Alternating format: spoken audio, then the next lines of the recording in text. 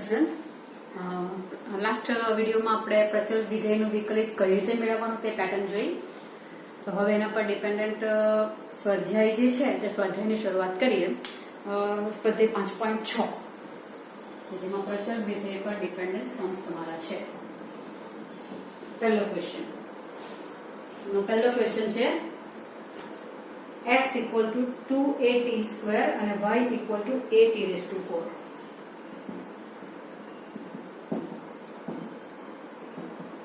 t4. હવે તમને પ્રશ્નમાં સ્વાધ્યાયમાં સૂચના આપેલી છે કે 1 થી 10 માં x અને y ના પ્રચલ સમીકરણ સ્વરૂપે તમને આપેલું છે, તો પ્રચલનો લોપ કર્યા વગર dy/dx શોધો. તમને લાસ્ટમાં ઉદાહરણ બતાવ્યું તેમ પ્રચલનો લોપ ન કરેલો હોય તો અને લોપ કરેલો હોય તો અહીંયા લોપ કરવાની જરૂરિયાત નથી એવું કહી દીધું છે, એટલે આપણે પ્રચલ વાળા જ આન્સર રવા દઈશું તો ચાલશે. ઓકે, તો આમાં dy/dx શોધવાનું છે. પ્રચલ અહીંયા t છે એટલે બંનેનું t ની સાપેક્ષ વિકલન કરવું. એટલે પહેલું આવશે x equal to 2at square. t ની સાપેક્ષ વિકલન કરતા એટલે અહીંયા લખાશે dx/dt અને d/dt of 2at square. 2a અચળ આવશે એટલે બહાર રહેશે. t square નું થશે 2t x⁴n પ્રકાર એટલે ફાઇનલ થશે 4at. dx/dt આવી ગયું. અને હવે આવશે y નો ટર્મ at⁴. આ સ્ટેટમેન્ટ દરેક જગ્યાએ ન લખો તો ચાલે. t ની સાપેક્ષ વિકલન કરતા એટલે આવશે dy/dt equal to d/dt of at⁴. એ બહાર આવશે t⁴ નું વિકલન x⁴n પ્રકારે 4 આગળ t ની ઘાત 1 ઓછી એટલે 4at³. તો હવે dy/dx કરવું છે. therefore dy/dx સૂત્ર શું લખાશે? dy/dt કેમ કે પ્રચલ t છે, અહીંયા આવશે dx/dt. dy/dt કયું છે? 4at³ અને dx/dt 4at. આ રહેશે t². એટલે dy/dx નો આન્સર આવશે t². પ્રચલમાં જવાબ રવા દેવાનો છે એટલે આ થઈ ગયો. ચાલો બીજો ક્વેશ્ચન ની શરૂઆત કરીએ. બીજા ક્વેશ્ચનમાં રકમ આપેલી છે a cos θ અને y equal to b cos θ.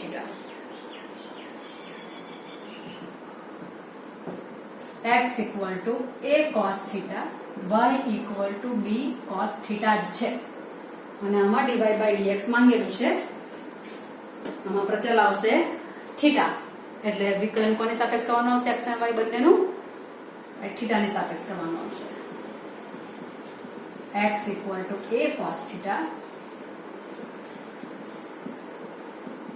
Theta ની સાપેક્ષ વિકલન કરતા x નું થશે dx/dθ d/dθ of a cos θ. એ અચળ બહાર આવશે. cos θ નું વિકલન -sin θ. આ પરિણામ 1. y equal to b cos θ જ છે. થીટા ની સાપેક્ષ કરવું છે તો d/dθ of y equal to d/dθ of b cos θ.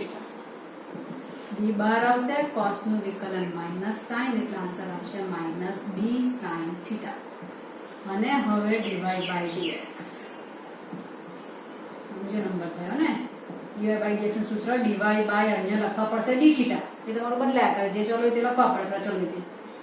dx/dθ. dy/dθ કયું છે?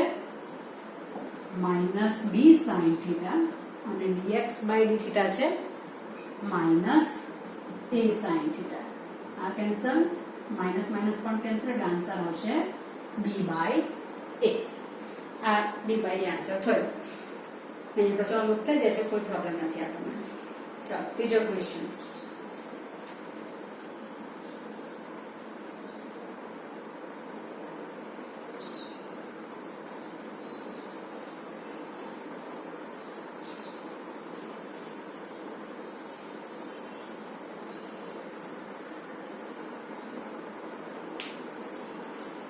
x equal to sin t અને y equal to cos 2t.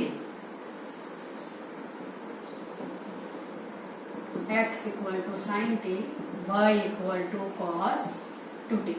પ્રચલ t એટલે t ની સાપેક્ષ વિકલન આવશે.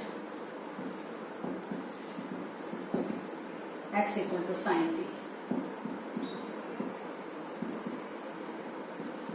t ની સાપેક્ષ વિકલન કરતા લખાશે dx by dt d by dt of sin t. Okay, તો dx by dt માં sin t નું વિકલન આવશે cos t. આટલું થશે. બીજું છે y equal to cos 2t. એમાં t ની સાપેક્ષ કરું તો dy by dt equal to d by dt of cos 2t. સાંકળ આવશે અહીંયા કારણ કે t ના પ્લેસ પર 2t છે. અહીંયા સૌથી બહારનું વિધેય cos એટલે પહેલા cos નું વિકલન થશે. cos નું આવશે માઈનસ sin, પાછળનું પૂછડું એઝ ઇટ ઇઝ, અને હવે સાંકળ પ્રમાણે 2t નું પાછું થશે. બરાબર, d by dt of 2t minus sin 2t, 2t નું વિકલન 2 t નું 1 એટલે માઈનસ 2 sin 2t. આ થયું dy by dt અને માંગ્યું છે dy by dx એટલે આવશે dy by dt છેદમાં dx by dt. dy by dt શું લખાશે? -2 sin 2t અને dx by dt લખાશે આ 1 અને 2 ઉપરથી લખાશે cos t. અહીંયા થોડું સિમ્પ્લિફિકેશન થઈ શકે એવું દેખાતું છે. કઈ રીતે? અહીંયા sin 2t છે, આવું આવેલું હોય લગભગ 2t વાળા ફોર્મ sin કે cos ને ત્યારે એનું સૂત્ર યુઝ કરતા હોય. અહીંયા 2t છે ને અહીંયા t છે તો અહીંયા sin 2t નું સૂત્ર વાપરવાનું. -2 તો છે જ, sin 2t નું 2 sin t cos t લખાય અને છેદમાં છે cos t. તો આ કેન્સલ થશે એટલે ફાઇનલ આન્સર આવશે -4 sin t. આવા ચેન્જીસ ઘણીવાર કરેલા હોય, સૂત્ર યુઝ થાય અને કંઈ કેન્સલ થતું હોય તો સૂત્ર યુઝ કરવાનું. આન્સર આવશે -4 sin t. ઓકે, ચોથો પ્રશ્ન કરીએ. આવી જશે અહીંયા કદાચ. x equal to આપેલું છે 4t અને y equal to 4 by t. x equal to 4t, y equal to 4 by t. પ્રચલ t x equal to 4t, t ની સાપેક્ષ વિકલન આવશે એટલે dx by dt equal to d by dt of 4t. 4 અચળ ને t નું 1 એટલે answer આવશે 4. બરાબર. y equal to 4 by t, dy by dt આવશે d by dt of 4 by t. 4 બહાર રહેશે અને d by dt of 1 by t આવશે ને, અને 1 by t નું સૂત્ર તમને વિકલનનું લખાવેલું છે. t⁻1 કરીને x⁻n નું સૂત્ર વાપરીએ તો આવશે -1 by t². એટલે -4 by t² આવશે dy by dt. therefore dy by dx લખાશે તે શું? dy by dt છેદમાં dx by dt. dy by dt -4 by t² છે અને આ છે 4 dx by dt. 4 કેન્સલ થશે એટલે -1 by t². આવું થશે આન્સર. એટલે ચોથાનો આન્સર આવશે -1 by t². ક્લિયર? ચાલો પાંચમો ક્વેશ્ચન કરીએ.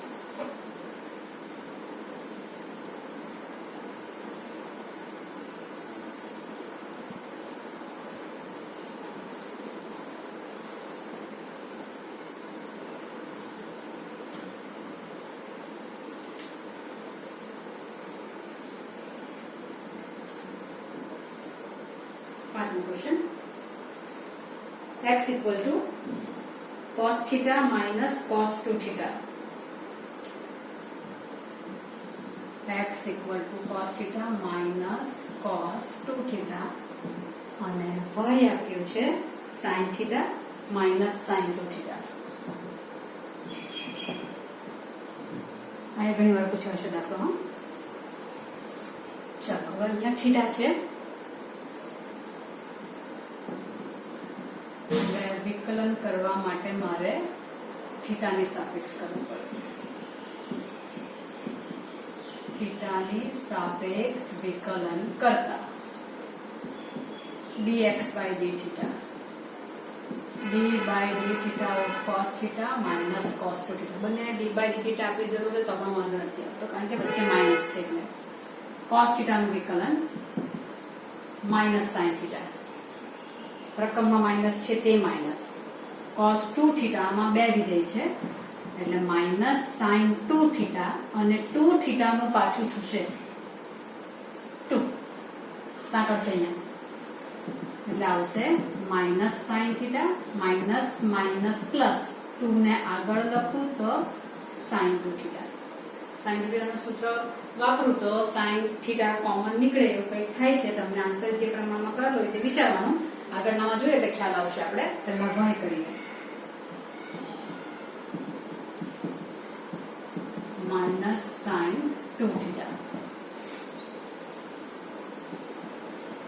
dy by d theta d by d theta of sin theta minus sin 2 theta. sin theta નું વિકલન cos theta આ માઇનસ અહીંયા પાછા બે વિધેય પહેલા sin અને પછી 2 theta સાંકળ આવશે. પહેલા sin નું વિકલન આવશે cos 2 theta પાછળનું પૂછડું એમનું એમ. હવે d by d theta of 2 theta કરવું પડે અને 2 theta નું વિકલન આવશે 2 એટલે આવશે cos theta minus 2 cos 2 theta. બરાબર. હવે અહીંયા સીધું આની જેમ કોમન નીકળે તેવું થોડુંક રહી જાય છે એવું થાય છે એટલે આપણે આવો જ આન્સર આવશે. લગભગ આન્સર આ રીતે જ હોય છે.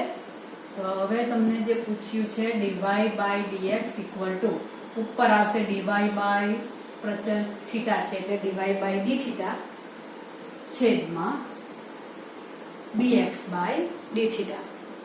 Okay, dy by d theta શું આવશે? તો dy by d theta આવશે cos theta minus 2 cos 2 theta અને છેદમાં આવશે 2 sin 2 theta. જરા ચેન્જ કરી નાખો ચિહ્નને કારણે. આગળ લખ્યું છે ને આ પાછળ 2 sin 2 theta minus sin theta. કઈ આમાં બહુ સાદું રૂપ કરીને કંઈક નાનું સ્વરૂપ લાવી શકતા નથી એટલે આપણે આવો જ આન્સર લવા દઈએ તો ચાલે, કોઈ પ્રોબ્લેમ નથી. 5 દાખલા તમારામાં કમ્પ્લીટ થયા. અત્યારે છઠ્ઠો ક્વેશ્ચન x equal to કદાચ ને માસે કે રબ કરી નાખું.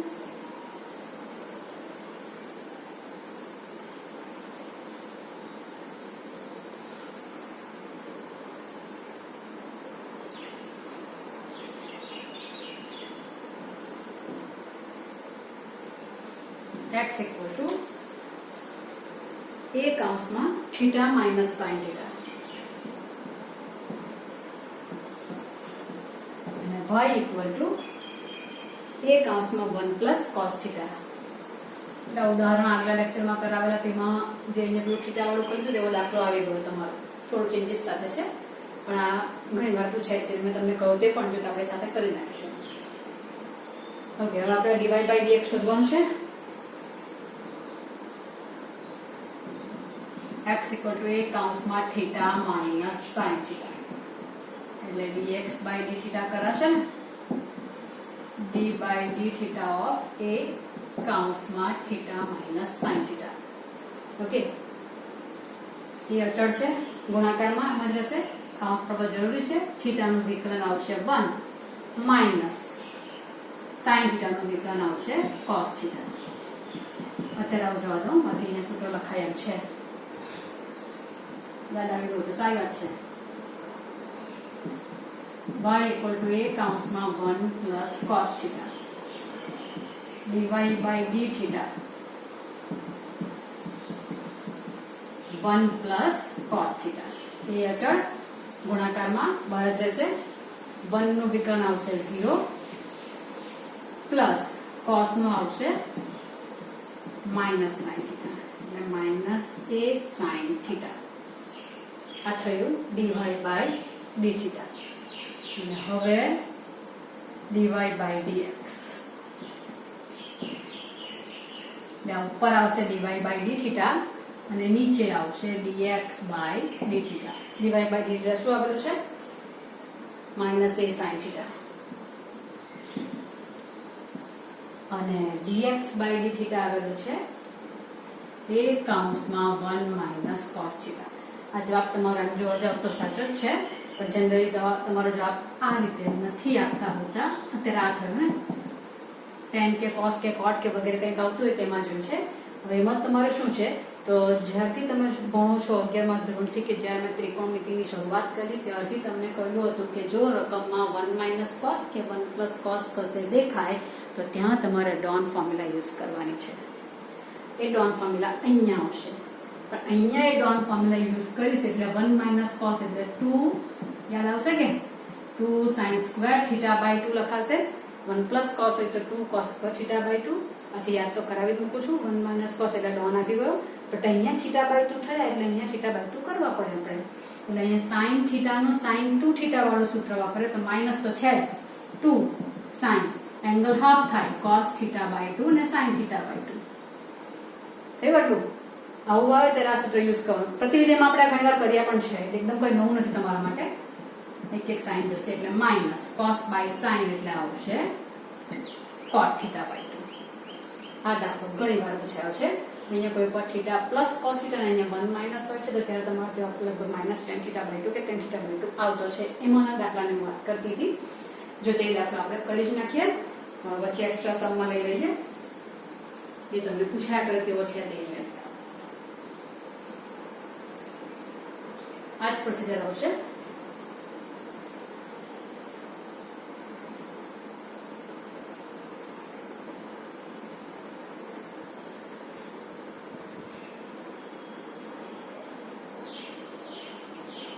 ઉદાહરણ છે x ઇક્વલ ટુ a કૌંસમાં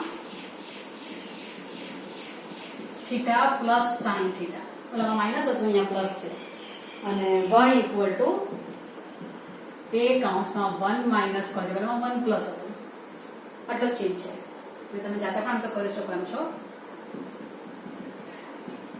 થીટા પ્લસ sin થીટા એટલે dx બાય d થીટા લખાશે d by d theta of a theta plus sin theta. એ અચળ બાર ગુણાકારમાં થીટાનું વિકલન પ્લસ sin થીટાનું cos થીટા. આવું જ y ઇક્વલ ટુ a કૌંસમાં 1 minus cos theta dy by d theta લખાશે d by d theta of 1 minus cos theta.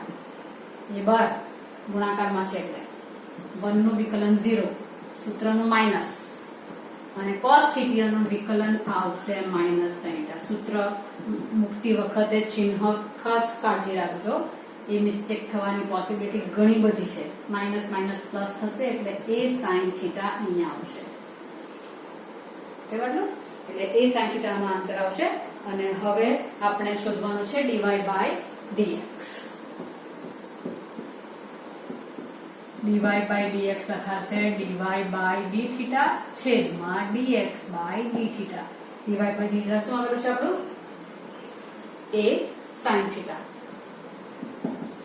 એટલે આ લખાશે a sin theta અને dx by d theta આવેલું છે a કૌંસમાં 1 plus cos theta. a કૌંસમાં 1 plus cos theta. એ કેન્સલ એટલે ફાઇનલ આન્સર આવશે sin theta છેદમાં 1 plus cos theta. પેલા દાખલામાં ઉપર માઇનસ સાઇન હતું, નીચે 1 minus cos હતું. ઓકે, હવે 1 plus cos આવ્યું એટલે ડોને આવવા પડે, અને ડોન 1 plus cos માં કોણ આવશે?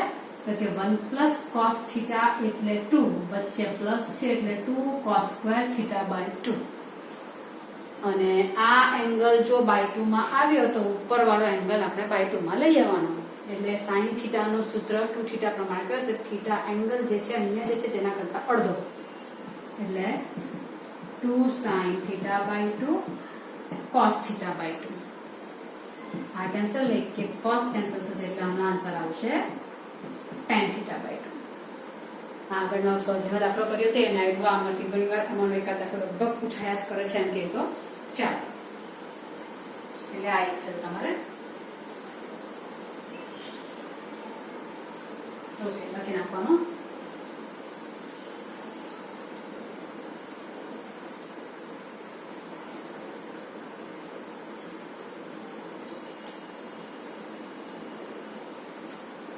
ચોપડીમાંના ઉદાહરણમાં એક તમારું ઉદાહરણ બાકી રહે છે તે ઉદાહરણ કરી મૂકીએ તો x⁵2/3 plus y⁵2/3 equal to a⁵2/3 dy/dx શોધવાનું છે. આમાં તમને કોઈ પ્રચલ નથી દેખાતો. પ્રચલ કરવું હોય તો x અને y ના માટે ધારીને કરી શકાય. અહીંયા π3 છે ને એટલે cos cube a cos cube ને b sin ક્યુબ તો સોરી a sin ક્યુબ ધરીને કરી શકાય. y3 છે ક્યુબ રૂટ છે એટલે આપણે ક્યુબ ધરવાનું તે રીતે કરાય. આપણે સિમ્પલ કરીએ તો કોઈ વાંધો નથી. એટલે અહીંયા મારે વિકલન કરવાનું છે તો x ની સાપેક્ષ સીધું કરી નાખું. x ની સાપેક્ષ વિકલન કરતા એટલે x ની સાપેક્ષ કરીશ એટલે d/dx of x⁵2/3 આવશે, d/dx of y⁵2/3 આવશે અને d/dx of a⁵2/3 આવશે. હવે x જ છે એટલે 2/3 x⁵2 શું આવશે 2/3 -1 એટલે -1 થળ આવશે કે 2/3 -1 થળ લસા લઈશ તો પ્લસ 2/3 y⁻1 થળ જ આવશે. બટ એમાં x નથી એટલે dy/dx અચળ રહેવું પણ આ તો અચળ છે એટલે 0. 2/3 ગયા એટલે y⁻1/3 dy/dx equal to -x⁻1/3. આ તો ગયા બંને બાજુથી આ માઈનસ થયું એટલે આવશે dy/dx equal to -x/y⁻1/3. આ તમારો એક મિનિટ પાછું ધ્યાન જોઈ લેજો. y પર x ની નીચે y આ થયું તમારો આન્સર. અને હજુ જો મારે આ લોકોને -1 ની જગ્યાએ +1 કરવું હોય તો આ લોકોને બદલી કરું તો થઈ જાય y/x⁻1/3 માઈનસ x/y⁻1/3 એટલે y/x⁻1/3 વિથ માઇનસ કઈ વાર રહેશે. આ લોકોને ઉલટા સીધી કરીએ તો આ ઘાત બદલાઈ જાય ને એટલે ઘાતને પોઝિટિવ આ રાખો તો કોઈ પ્રોબ્લેમ નથી. y/x⁻1/3 માઇનસ આ તમારો આન્સર થયો. ઓકે વચ્ચે આ બધા ઉદાહરણ મૂક્યા કારણ કે એના પછીનો તમારા જે દાખલા સ્વાધ્યાયમાં છે તે થોડા લેન્ધી છે એટલે એ નેક્સ્ટ વિડીયોમાં આપણે સાથે કરીએ એટલા માટે વચ્ચે આપણે ઉદાહરણ મેં તમને લઈ લીધા. હવેના દાખલા આપણે નેક્સ્ટ વિડીયોમાં જોઈશું.